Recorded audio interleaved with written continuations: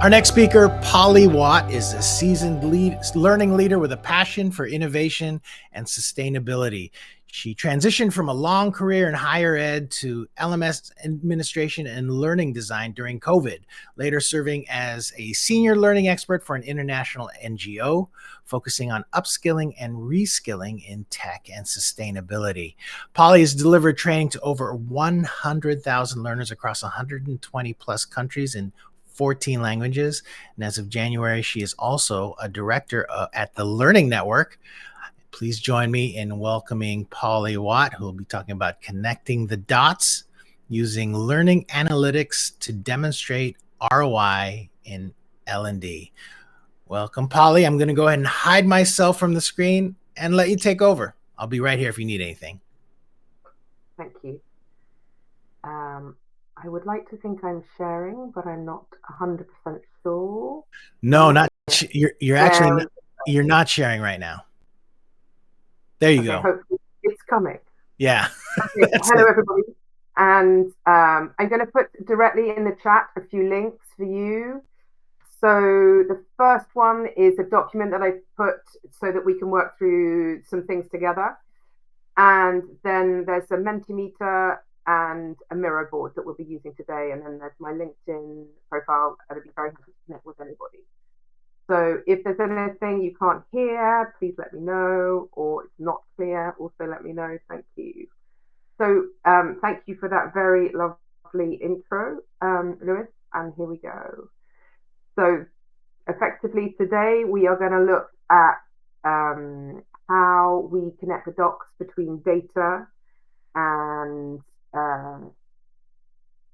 how do we show to the chief level of our organization that we have got data and that we can support our need or the company's needs for training, and how we can show that the data that we collect, that we are bringing something to the organization.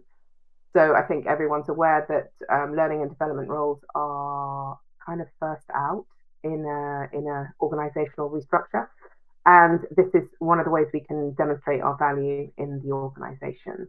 So if you want to go to that first Mentimeter link, which you can also scan here, and if you want to respond to that Mentimeter link and say what you're doing in terms of collecting data in your organization. So the link is either in the chat or it's here, and you should be able to scan the QR code, and hopefully that works. And then you should be able to see some of the data like that.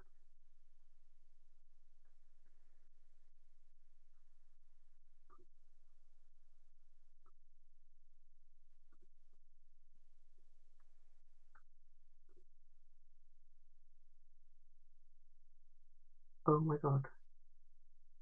I've got this presentation is no longer active. Is that what you also have?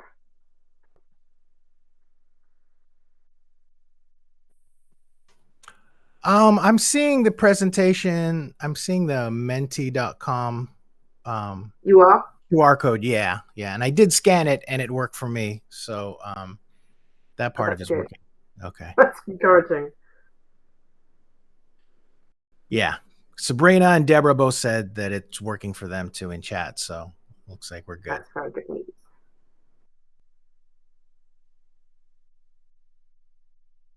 Oh yeah, that looks better.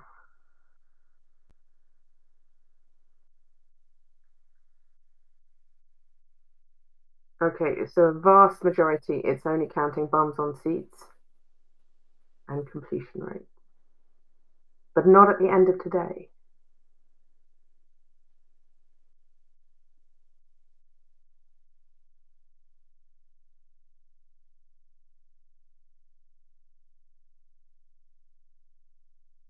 Okay, thank you, everybody. In fact, it's getting worse, not better.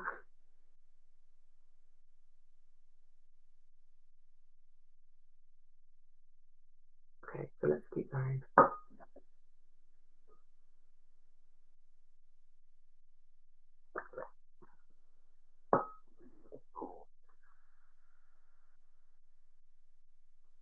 So everyone is only in those first two categories, which is very much looking at participation data rather than performance data, which is not, while it's not surprising, it's perhaps not the best thing in the world. Can everyone still see the presentation screen? Okay. So participation metrics, as you all know, are so attendance, completion, and engagement data. So it's the data that tends to be collected by the LMS. We collect it because it's easy to collect. The LMS collects it without us, but it very much only tells part of the story.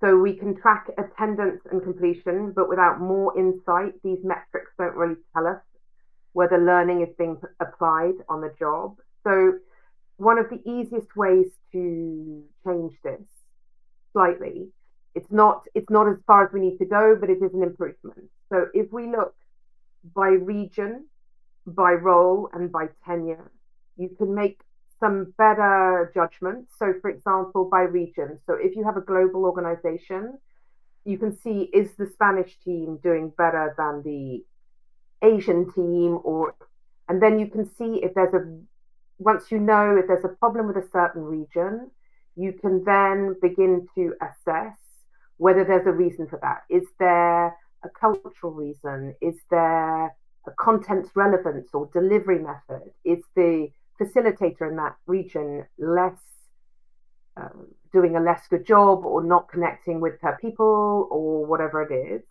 If we do it by role, so you can compare two roles like managers or sales teams versus leadership teams, and you can see if there's a problem with a certain group of people that are not engaging. And then by tenure, so tenure is sort of how long someone's been in the company. So is that you're comparing, they've been there for a long time, so experienced employees are upskilling or better than new employees?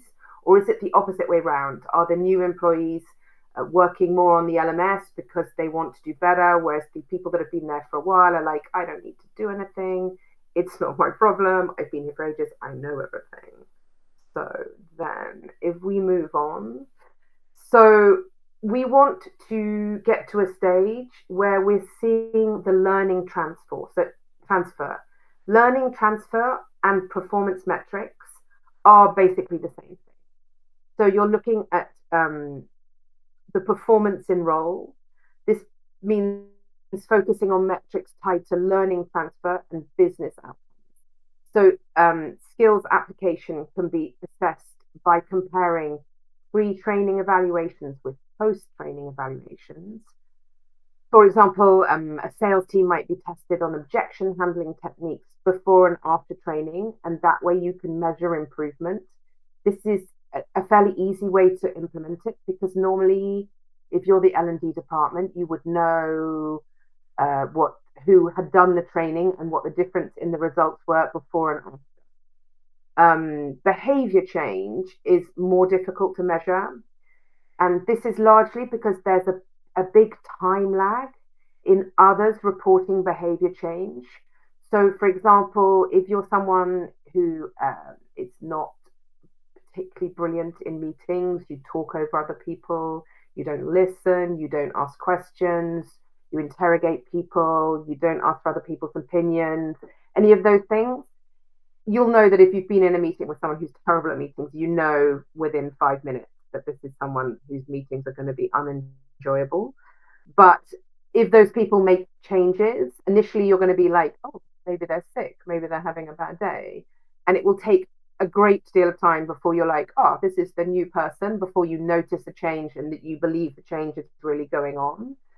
And then it needs to be reported in some kind of 360 reporting. And that is a very long process. So for behavior change, often there's like 6 months before anyone is getting feedback about those changes that they've put in place. Another way to look at behavior changes is by self-reporting mechanisms, such as weekly reflections or check-ins, and they are surprisingly effective. This would be where you have some kind of dashboard where every learner who's committed to making a behavior change is marking how they're getting on this week, how they feel they're doing, they give themselves a mark out of 10, for example, and they say how they're doing on that behavior change. So business outcomes represent the highest level of measurement. So this could include increased sales, reduced turnover, shorter time to proficiency for new hires. And these metrics link training directly to organizational impact. So they link directly to the KPIs of the organization. By shifting focus from participation metrics to performance metrics, we move from simply tracking learning to actively proving the impact of learning on the organization. Is that okay for everybody? Okay. Thank you, Julia. Does anyone have any questions? Right. So what I wanted to do now was go to the Mentimeter, and the link is not the Mentimeter, sorry, the mirror board. And I wanted to look a little bit at, I will put that back in the chat again. Thank you. If you go to the mirror board, all being well, let's see if I've got that up here as well. And you will see that there are, and I will share my screen again.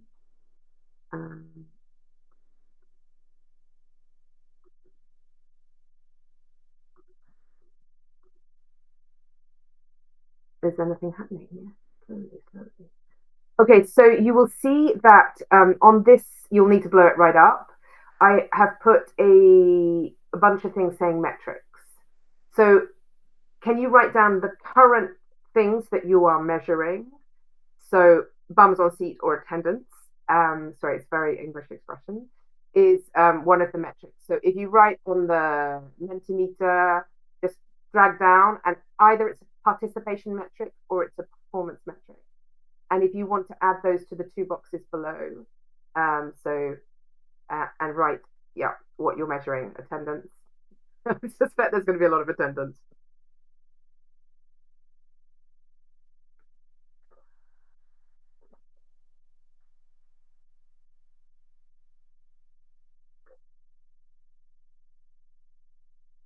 Oh, nice. Elizabeth, are you really measuring that?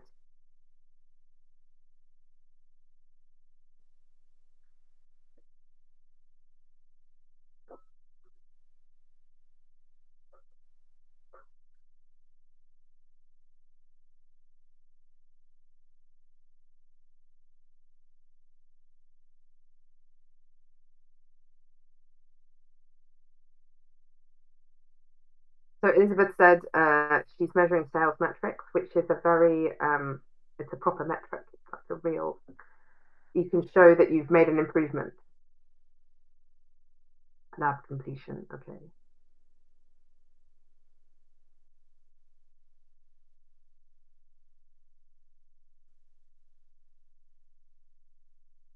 Okay, lab completion.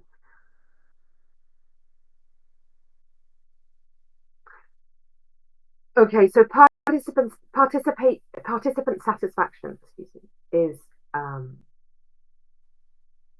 it doesn't make it effective learning. It doesn't mean people take away anything from the learning. It just means that they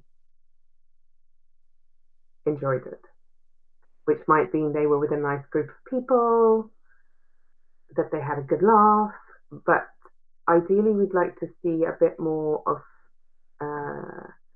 people actually doing the learning. Ooh, I don't know where that's come from.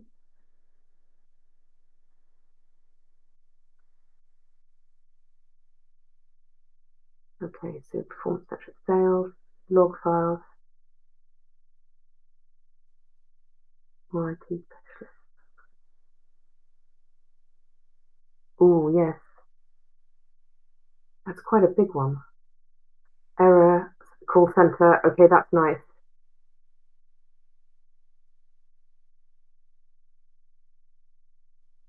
Okay, you don't need to keep doing the ones on the right yet. Just stick with this first board.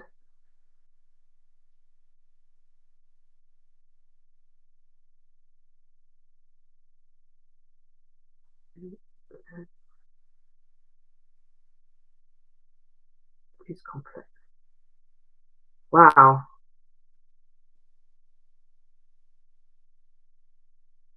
Makes me wonder how enjoyable that organization is. Reduce number of conflicts.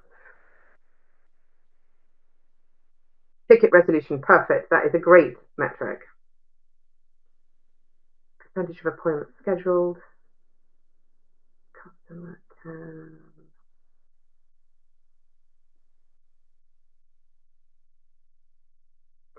Okay, on the left here we have at the bottom attendance 1 to 5, scale of interactions, help build skill 1 to 5, meeting expectations.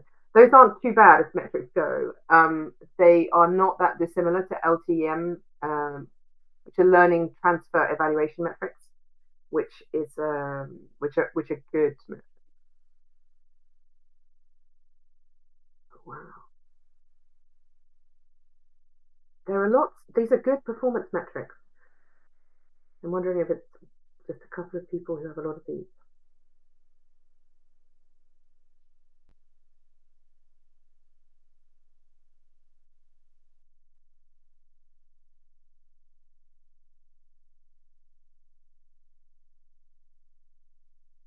Good. These are good metrics. Okay, I'm going to keep going just because otherwise I think we won't get where we need to go. Let me up this one again. So we did the mirror board and we participated then. So we were looking. What we're going to look at next is going to be the activity sheet that is also linked in the chat, and I'll just link it again. It is, and this document, you should download it if you haven't already done so.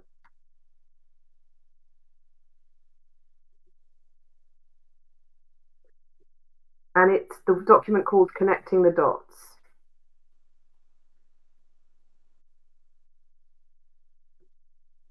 Which, as you can see, is a document that you can fill in.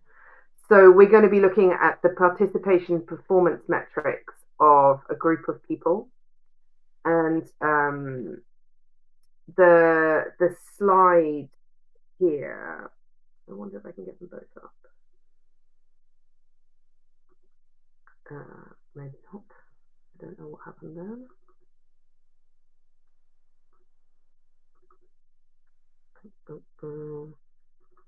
I think they've gone enormous.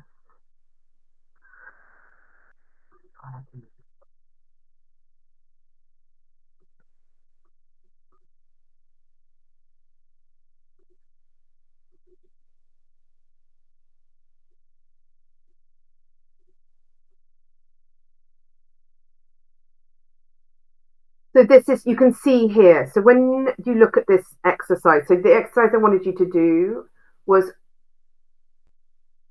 categorize, we've done the categorizing the metrics, and then underneath here, we have a set of questions. So what is the average completion rate by role, region and role?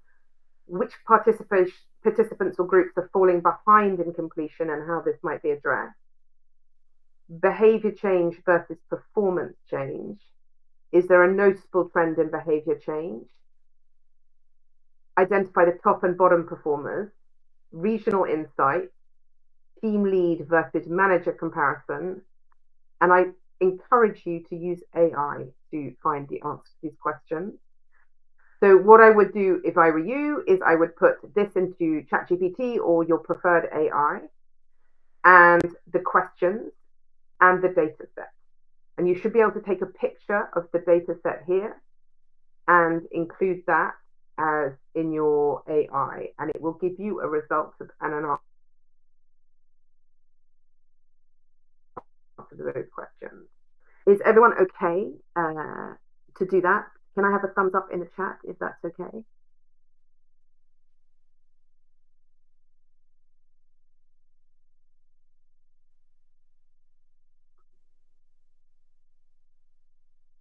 Thank you, Laura.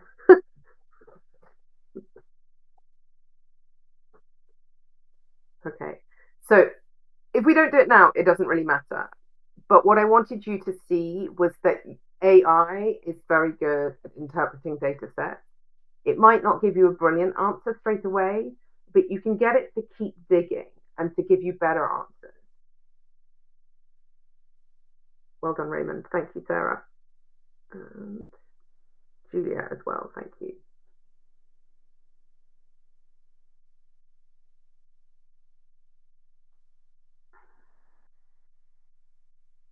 So in this we have so region. Okay, so you would copy the prompt in on page 4.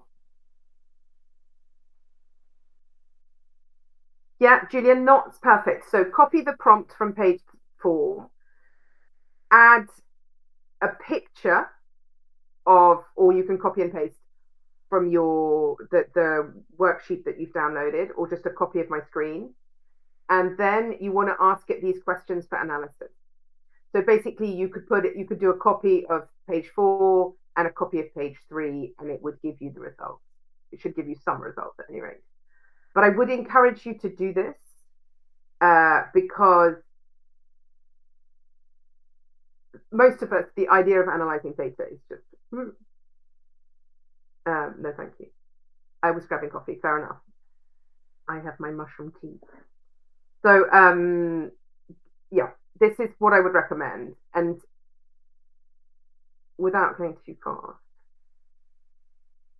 has anyone had any results?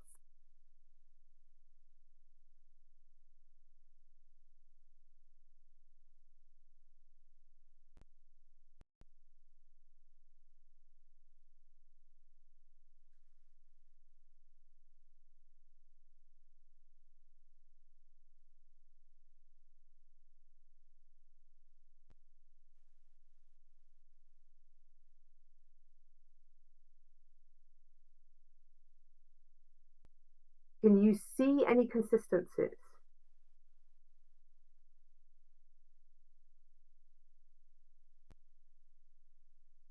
Can you see anything like, is it the role that is the problem?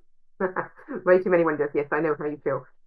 So, for example, feedback from direct reports -5 and -5 both come from team leads,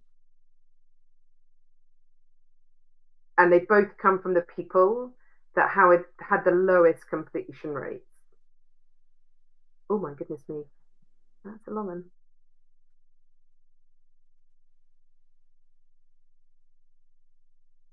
So perfect. So highest self-reported behavior change with 40 each, but not the highest reported change from feedback.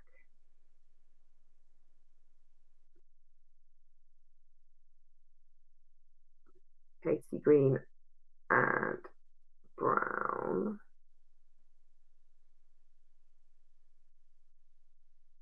Okay, so their self-reported behavior does kind of correspond. I mean, and it's the bottom two to the feedback from direct reports. So if we look at the trends, the North is generally higher completion rates and positive feedback. South shows some gap with lower completion rates and mixed performance impact. Managers consistently show higher self-reported behavior change. Team leads more variable. Completion versus behavior change. Higher completion rates don't always correlate with higher behavior change. And that's kind of a key piece of information. We imagine that it will. If someone finishes our Marvelous Magic course, then they will be better. But unfortunately, that's not always the case. And as someone who has done courses where I have not read a word, but I've still got 80% in the completion, or ChatGPT has still got 80% in the or 90% in the end of course quiz, I can confirm that doing or getting the test does not make me any wiser. Targeted interventions focus on supporting participants to the south, provide additional resources and support to team leads. So do you see what I mean? So you've got a lot of information that came back. Julia, yours is much shorter. Oh, did you just put the summary in? And Raymond, you got some results. Julia, yep, exactly that. So these are these are some of the results of the fake results. Okay, so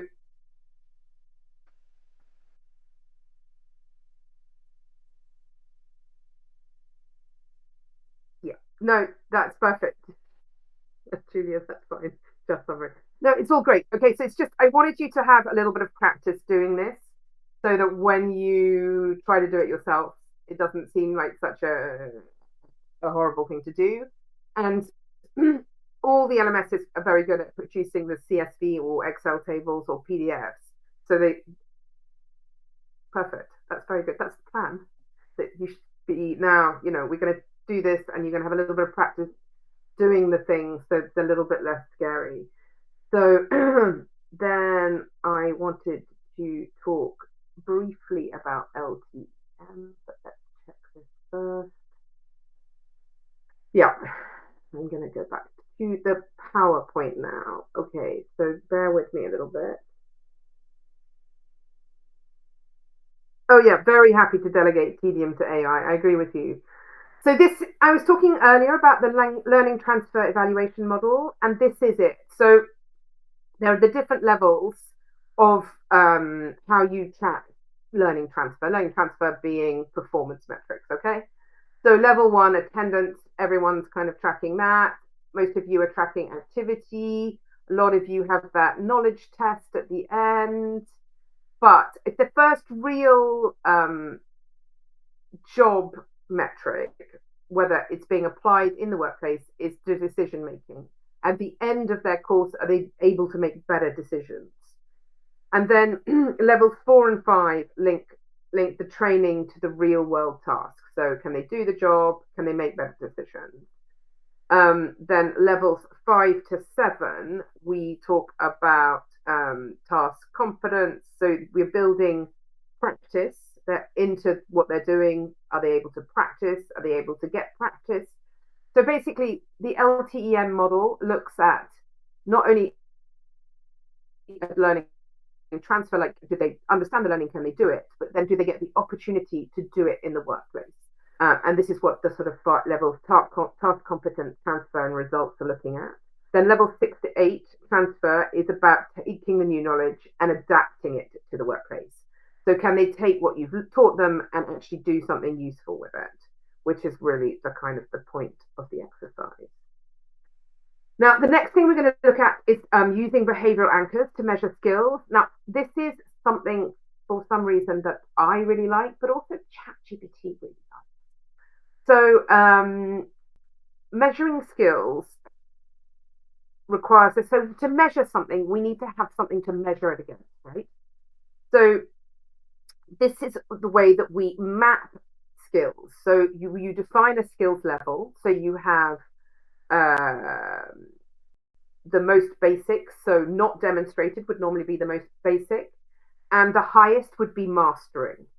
So you create a system of where all the skills that you want people, all the behaviors that you want people to demonstrate are linked to a system of levels. So an employee can know, and an employer as well, can know where each individual is on that behavioral anchor and the measured skills. I don't think I'm explaining myself very cleverly.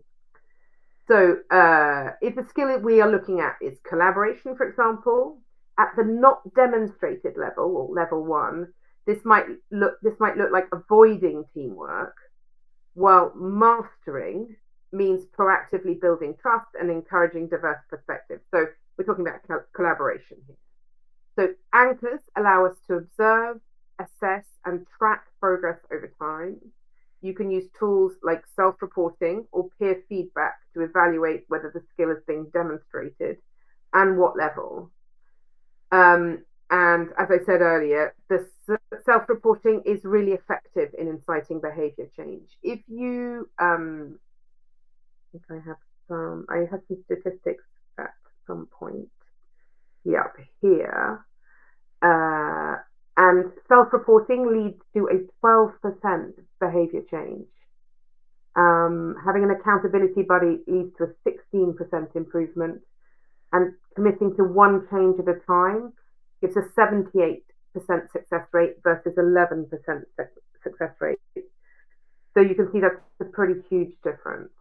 Okay, so next, I think we are looking again at the workbook. So if everyone wants to take an example of a behavioral skill, so a key skill in one of your, not necessarily one of your programs, but just a key skill that's in the organization, and write an example of what basic, proficient, and mastery is. So just using 3 levels of what that might be. So the example we were using earlier was collaboration. But again, use ChatGPT. Choose a skill and then ask ChatGPT to give you basic, proficient, and mastery, and what behavior should look like at each level.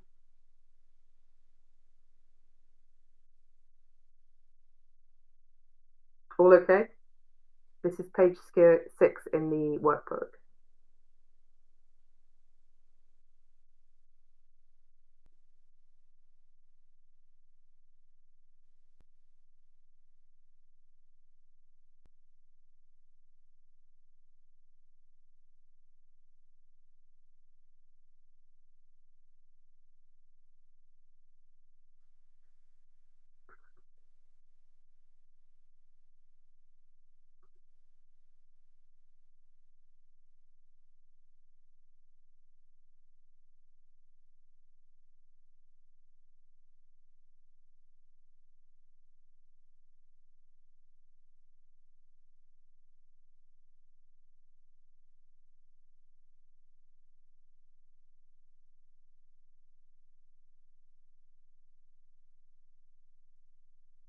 Okay.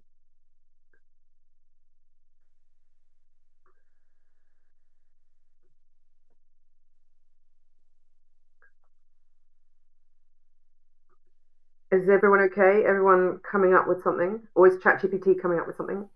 Or Claude? What's your preferred? Anyone? What's your preferred AI?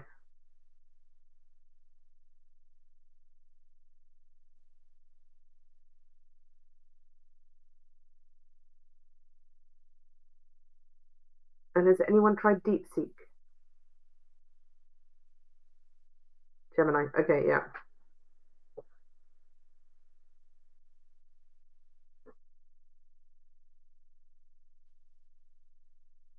Oh, right. Amy, do you like Copilot?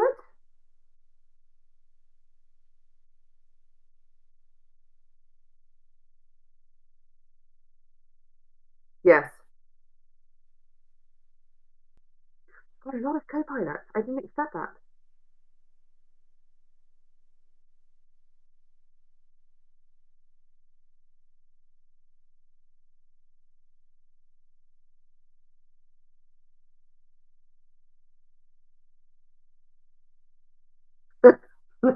Microsoft's not alone.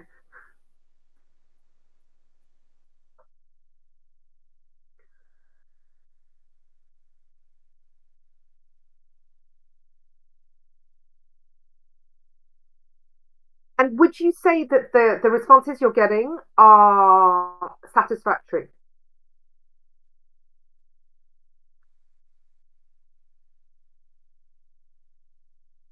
Yeah, it is, Laura. I think it is. I think there's a lot of, it's important to read what they're saying, because sometimes they do, of course, completely make it up as they go along.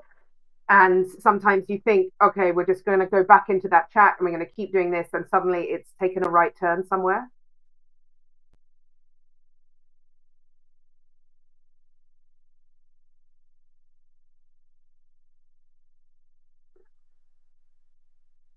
Yeah, always check, right? But it helps you. And when you've seen it do it a few times, it's very easy to kind of come up. And additional prompting and refinement is key, absolutely.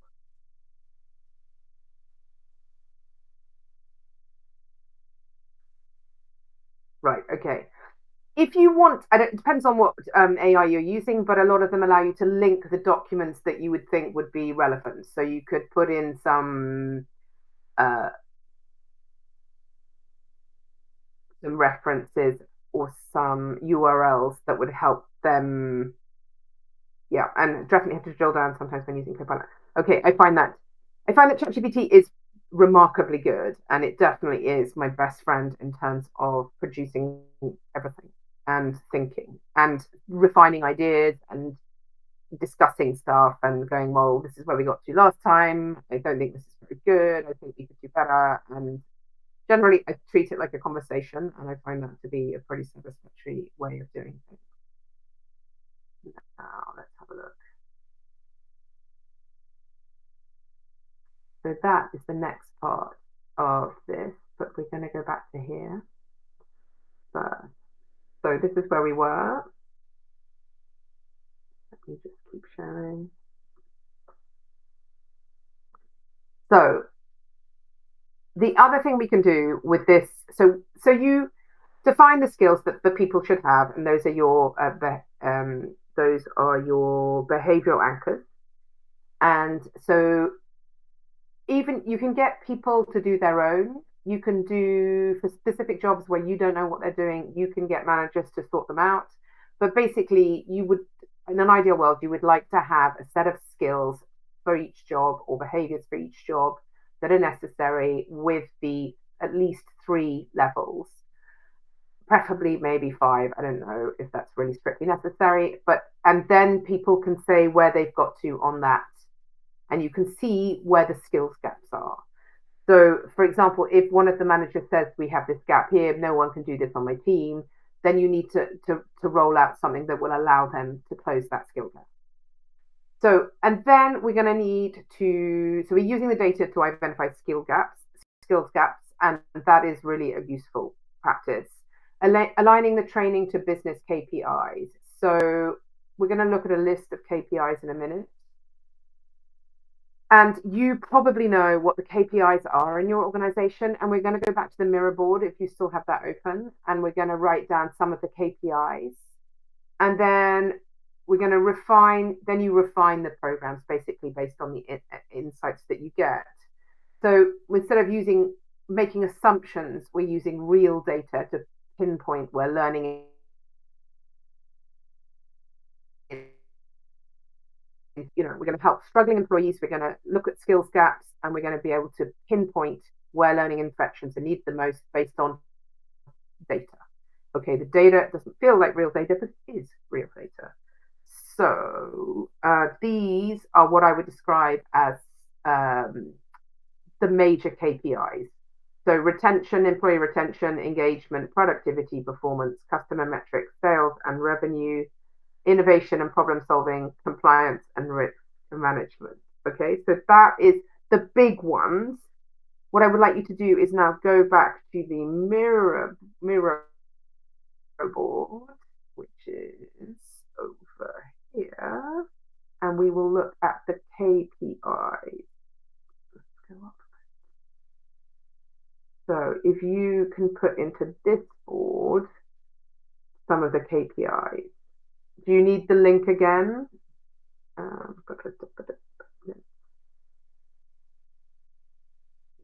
Board here. I will link it.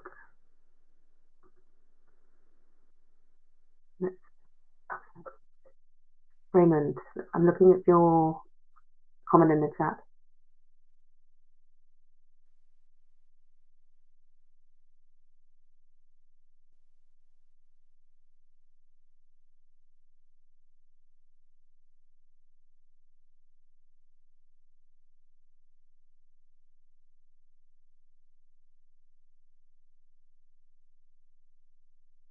Oh, I like your assertive communication.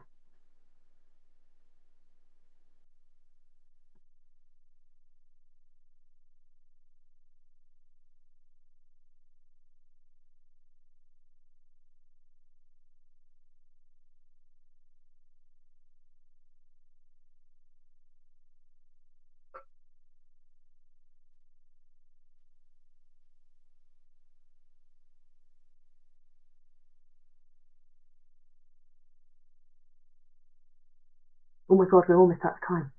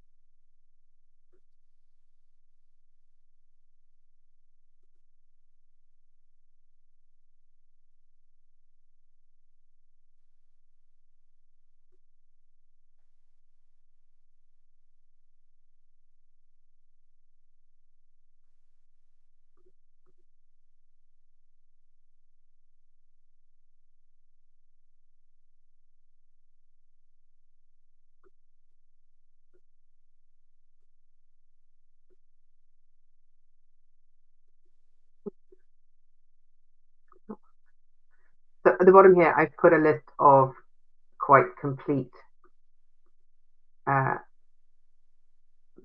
KPIs, which are very weirdly spaced out. I don't seem to be able to change the editing. DSAT.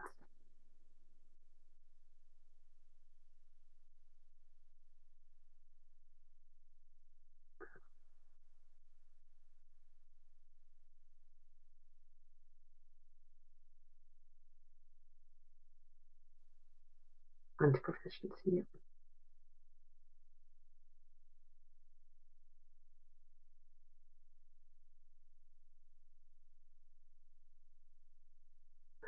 I like this one. Customer can configure and troubleshoot the product without calling us support team 3 out of 4 times.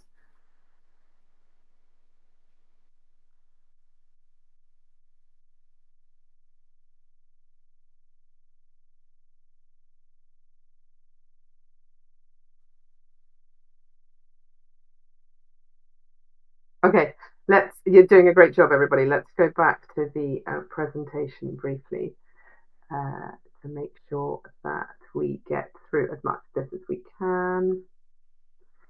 So the next one is just a picture.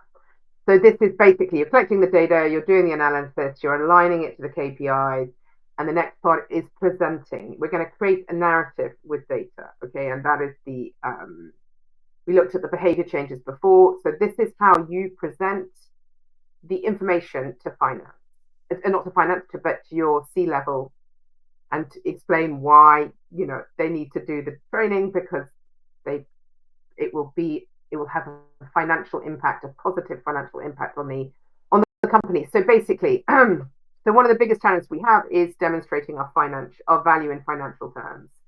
But generally speaking, if you go and visit the finance department and ask them to quantify the cost of L&D, they can do it for you. And they can tell you how much it costs to hire people, how much it costs to fire people, how much it costs when you have the wrong person or you don't train them. So, most of us only focus on the training costs, but to prove value, we need to quantify business impact.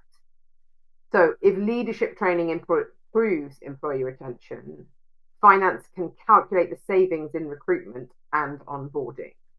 So, what data can L&D provide?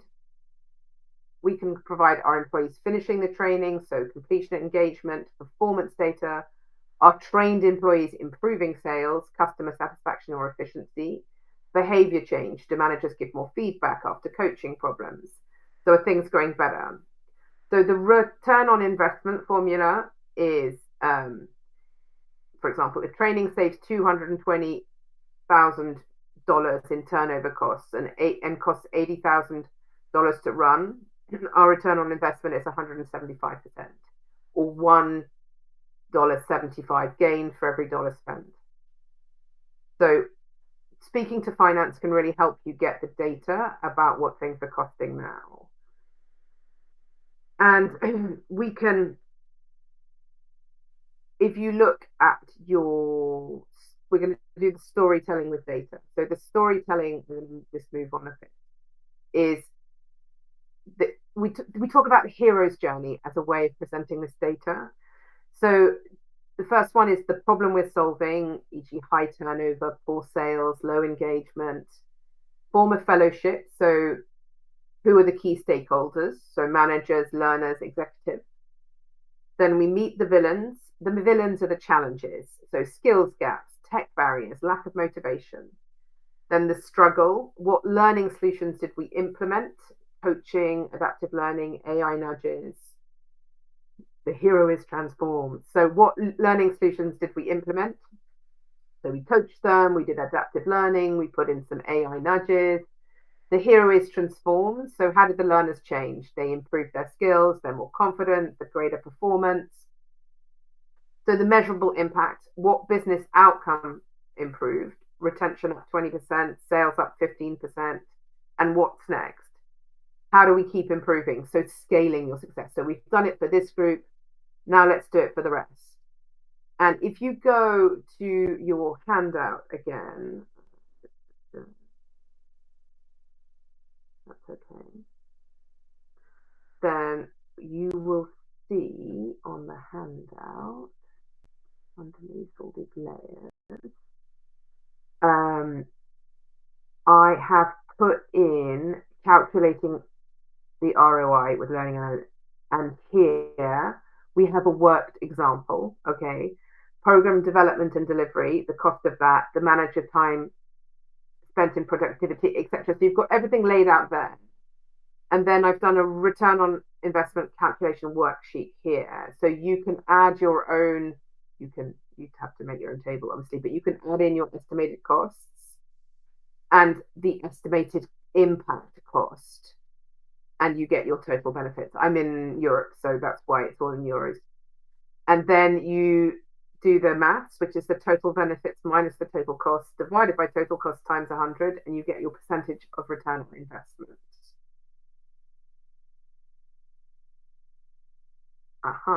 So reflection questions. What additional data would strengthen this ROI case? How could you communicate these results to leadership? And where could AI or analytics help track these benefits more effectively? And this is your hero's journey here. So I've got an example, which is a retail company. And this is how you can present the story, okay? So it's a different way of telling the story about your data. And what is incredibly important about your data is that you don't assume that what you tell the founder that you've done this thing and he's very pleased. Do not assume that he is telling anyone else. You need to tell your story again and again and again. You can have a shorter version of it, but keep telling everyone what you've done, what your department has done, what you've achieved, the transformation, the success, because you want to get buy-in to the next learning initiative, okay?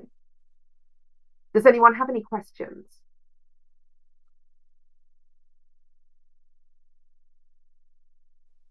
We all okay? Okay, very good. So these are some AI tools that are kind of nice if you want to try them. So retail allows you to put in your own prompts, and I've given you a link to a page of prompts here.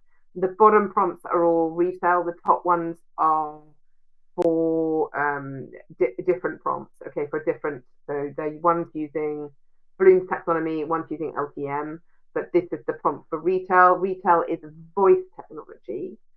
Then you have dialogue, and they have created coaching modules where you do role plays and they evaluate your role plays and how your skill development is coming. And then there's a company called Actionable that does very good AI-driven nudges and reminders. So they remind you to reflect on what you're doing, how you're doing, where you've got to. You can use AI for reminders. And that is the end of that. And this is pretty much the end of our time. So does anybody have any questions or anything they would like to ask? And I am just going to go through my slides. We were very close to the end. We did behavioral outcome mapping, action planning. Okay, so this is what we could have done in groups. Looks what skills behavior should you track better? How can they align with your business priorities? And then you've got all that. And the final thing is, let's have a look here. Think about your organization. What's one new metric that you can start to track and track completely from before people do it to after people do it, the change that you're making. Choose any AI or analytics tool to experiment with in your organization and schedule a conversation with finance to align on measuring return on investment. So thank you everybody for your time. And if anyone has any questions, please let me know. Thank you so much for this, Polly. That was really, really wonderful. I mean, just the interactivity and going in and opening up, like for me, I was on ChatGPT and I was inputting this stuff, and just lots of light bulbs going off in my head as I was going through the process. Had never thought about doing this, using AI for this type of analysis. So this was quite enlightening. You're getting a Sorry, lot. I ran out of time. I did think I might run out of time, and it's quite short in comparison to where it was about 2 days ago. Yeah, no, I think So that. it could have been probably 120 minutes long. Oh, Anyway, absolutely.